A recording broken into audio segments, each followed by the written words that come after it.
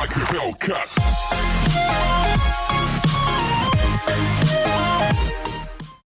Hello and welcome back to the channel where once again it's time for another Sega Master System review. Now today we've got one of those real big hitting games for the Mega Drive. It came out in 1991 for the Mega Drive, but got a conversion and a release on the Master System in January of 1993.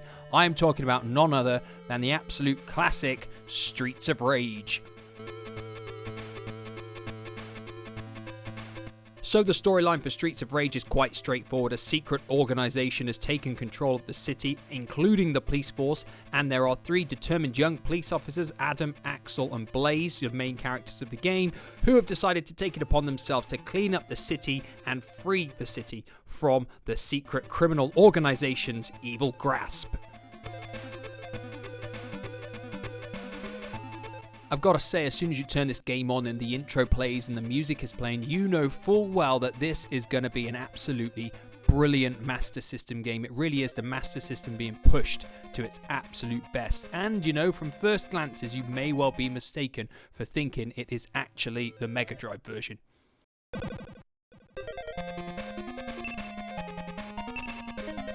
So like I always do, I'm going to talk about how it looks, how it sounds, how it plays, what kind of content and lifespan it gives us, and where it comes in our Master System top 10.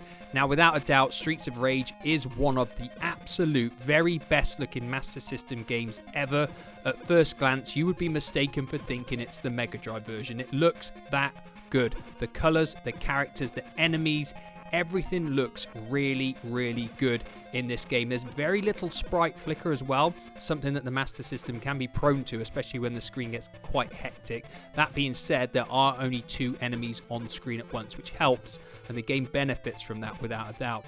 There really isn't anything negative, in my opinion, to say about the way this looks for the Master System. The Master System got pushed to its maximum when it got discontinued in other regions, and the PAL region kept getting fantastic versions when the console was dead in other regions and no longer got games. It's unbelievable. This came out in 1993, and for me, that was pretty much peak time to be a Master System owner here in Europe. We were getting absolute belters, and this is a stunning version of Streets of Rage. The bosses look fantastic as well. They all replicate the Mega Drive version so well. All of the levels, the variety, the colors, everything there. It is so good for a Master System game. There really isn't anything negative to say about Streets of Rage in the way it looks and the way it performs on the Master System.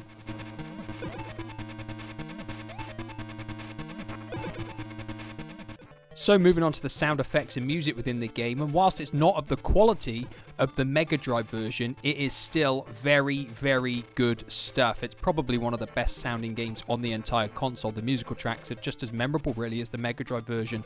They really, really are good stuff. Now the sound effects, there aren't quite as many sound effects as the Mega Drive version. You don't have any sound effects when the police car screeches in, but it's only a minor compromise really. You have to take into account the Master System, a much older console, and just to have this looking like this, running like this and sounding like this is an absolutely wonderful thing. So in the sound effects and music department, it is nothing but good stuff here.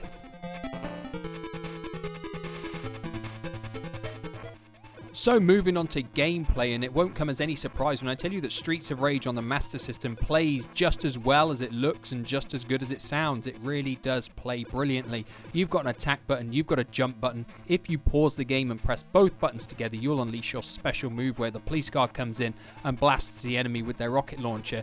It really works absolutely well. You've got all your combo attacks that are in the Mega Drive. You can grab your opponents, you can knee them, you can headbutt them, you can cartwheel over them and hit them with a German suplex, and you can throw them, and you can counter them, and you can press 1 and 2 together to do your reverse attack. All the moves practically from the Mega Drive version are in the game, which is absolutely brilliant. They all look good. They all respond really well to the button presses too. There's just no problems with the way it plays. It really is a brilliant playing game.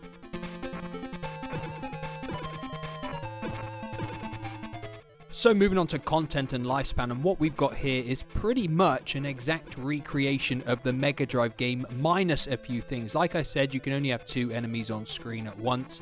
The sound and the music is obviously not as good quality. The boss on level 6 is actually unique to the Master System, but without a doubt, the biggest difference is the fact there is no 2-player. It is a single-player only game, so of course the lifespan of the game is greatly diminished, because that is where Streets of Rage had, you know, the most enjoyment playing it with somebody else, or indeed turning around and beating up your own partner.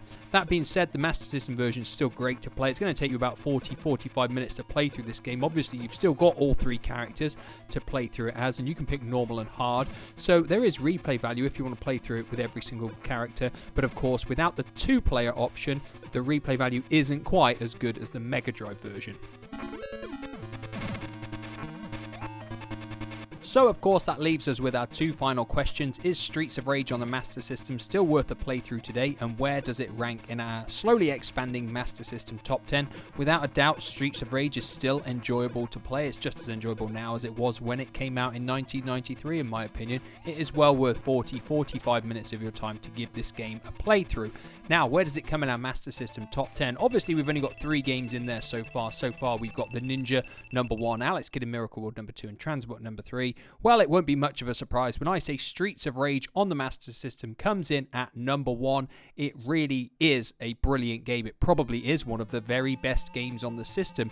And of course, time will tell whether it can stay at top spot in the Master System top 10. Of course, this is just my thoughts though, and my thoughts alone, like I always say. If you've got any different opinions, or if you agree with mine, let me know with a comment down below. And as always, I'll be back in the near future with another review. Goodbye for now.